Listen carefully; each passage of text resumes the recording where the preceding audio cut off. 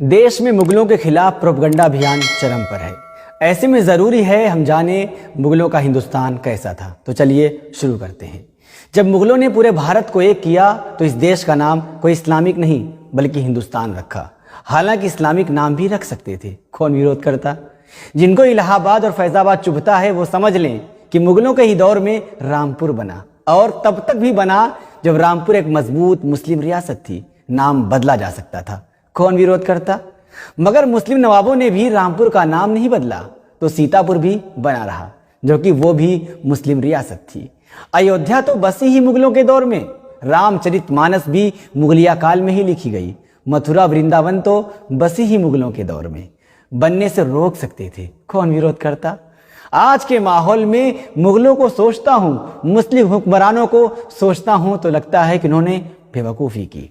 होशियार तो ग्वालियर का सिंधिया घराना था, होशियार मैसूर का वाडियार घराना भी था, और जयपुर का सवाई जयसिंह का राजशाही घराना भी होशियार ही था। तो जोधपुर उम्मेद सिंह का भी राजघराना भी होशियार ही था। देश के साथ गद्दारी भी की और आज सबसे बड़े देशभक्त भी बनते हैं। टीपू सुल्तान हो या बहादुर शाह जफर, बेवकूफ़ी कर गए। कोई चिथड़े चिथड़े हो गया तो किसी को देश की मिट्टी भी नसीब नहीं हुई, और सबके वंशज आज भीख मांग रहे हैं। अंग्रेजों से मिल जाते तो वो भी अपने महल बचा लेते और अपनी रियासतें भी बचा लेते। वाडियार, जोधपुर, सिंधिया और जयपुर राजघराने की तरह उनके वंशज भी आज ऐश करते, उनके बच्चे भी आज मंत्री विधायक बनते। यह आज का दौर है। यहाँ भारत माता की जय और वंदे मातरम कहने से ही इंसान देशभक्त हो जाता है, चाहे उसका इतिहास देश से गद्दारी का ही क्यों ना हो। बहादुर शाह जफर ने जो 1857 के गदर में अंग्रेजों के खिलाफ पूरे देश की क़यादत की और उनको पूरे देश के राजा रजवाड़ों तथा बादशाहों ने अपना नेता माना। भीषण लड़ाई के बाद अंग्रेजों की छल कपट नीति से बहादुर शाह जफर हार गए और गिरफ्तार कर लिए गए। ब्रिटिश कैद में जब बहादुर शाह जफर को भूख लगी तो अंग्रेज उनके सामने थाली में परोसकर उनके बेटों के सिर ले आए। उन्होंने अंग्रेजों को जवाब दिया कि हिंदुस्तान के बेटे देश के लिए सिर कुर्बान करके अपने बाप के पास इसी अंदाज में आया करते हैं। बेवकूफ थे बहादुर शाह जफर।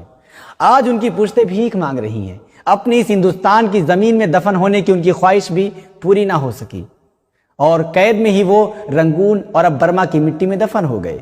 अंग्रेजों ने उनकी कब्र की निशानी भी ना छोड़ी और मिट्टी बराबर करके फसल उगा दी। बाद में एक खुदाई में उनका वहीं से कंकाल मिला और फिर पहचान के बाद उनकी कब्र बनाई गई। सोचिए कि आज बहादुर शाह जफर को कौन याद करता है।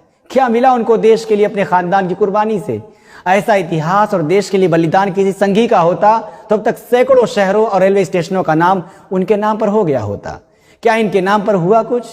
इसलिए कहा कि अंग्रेजों से मिल जाना था। ऐसा करते तो ना कैद मिलती, ना कैद में मौत, ना यह गम लिखते जो रंगून की कैद में लिखा। लगता नहीं है दिल मेरा उजड़े दयार में, किसकी बनी है आलमे ना पायेदार में। उम्र दराज मांग कर लाए थे 4 दिन, 2 आरज़ू में कट गए 2 इंतजार में। कितना बदनसीब है जफर दफन के लिए, 2 गज जमी भी मिल न सकी कूहे यार में। फिलहाल NIN में इतना ही। इसी तरह सच्चाई को पहचानने के लिए जुड़े रहिए NIN के साथ।